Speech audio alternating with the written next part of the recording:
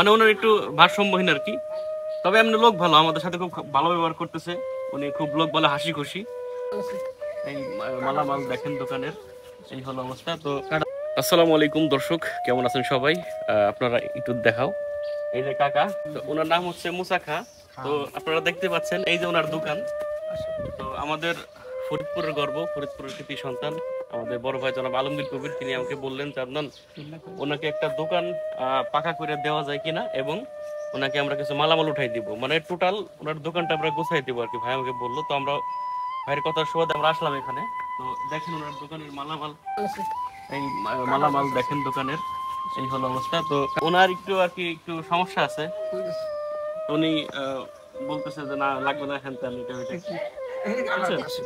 হ্যাঁ উনি বলতেছে যে না দোকানপাট লাগবে না হ্যান ত্যান, আমার দোকান আছে, এরপরে মালামাল যা আছে এগুলি চলবে। হ্যাঁ, মানে ওনার একটু ভারসাম্যহীন আর কি।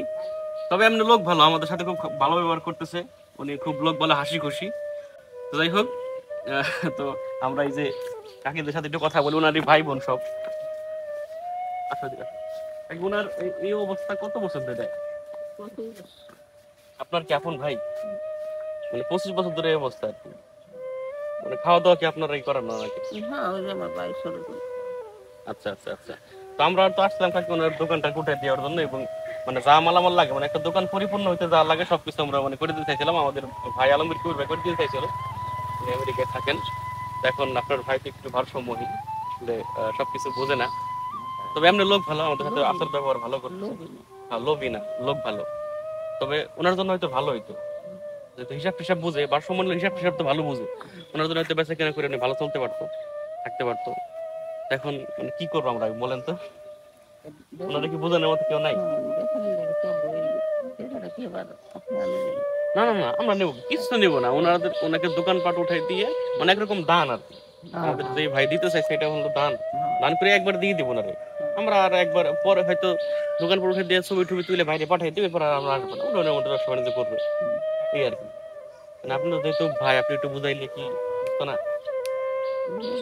আপনি একটু বোঝান তো, আপনি একটু বোঝান। দেখেন আমরা চলে যাবো আর কি, খবরটা নিয়ে চলে যাবো, আবার পরবর্তীতে আসবো আবার। আপনি একটু বুঝাই দেখেন কি বলেন। কথা বলা আমার দানের জিনিস অনেক আছে, কারা দান করবে? বেশি কথা আমার বোঝা লাগবে না, পরের কথা আমার বোঝা লাগবে না। আমার এনে পরে থাকবে দিনে আরো 10 জন আছে, আমার এনে পরের থাকবে দিনে, পরের কথা আমার শোনা লাগবে। পরের গোলামগিরি আমার করা লাগবে, আমি কিছু বুঝি না, আমি কি কিছু বুঝি না, পরের গোলামগিরি আমার করা লাগবে। এটা আমার বাড়ি, দেশ গাওয়া লাগবে না, দেশ গা বেরোস না এনে, এনে ফরিদপুর গায়ে বেরোছি তো, ফরিদপুর আমার কাছে না।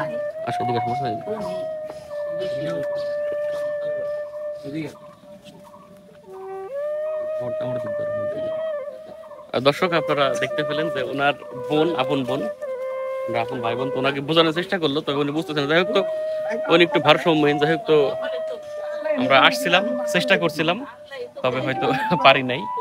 যাই হোক, তো আপনারা ভালো থাকবেন, সুস্থ থাকবেন, এবং এই মানুষের জন্য দোয়া করবেন, আল্লাহ যেন ওনাকে পরিপূর্ণ সুস্থতা দান করে। আর সর্বোপরি আমরা আমাদের বড় ভাই জনাব আলমগীর কবিরকে স্যালুট জানাই, কারণ যেখানেই মানুষের অসহায়তা সেখানে তিনি গিয়ে পাশে দাঁড়ান। তো ভালো থাকবেন, সুস্থ থাকবেন, আমাদের বড় ভাই আলমগীর কবির জন্য দোয়া করবেন। আসসালামু আলাইকুম।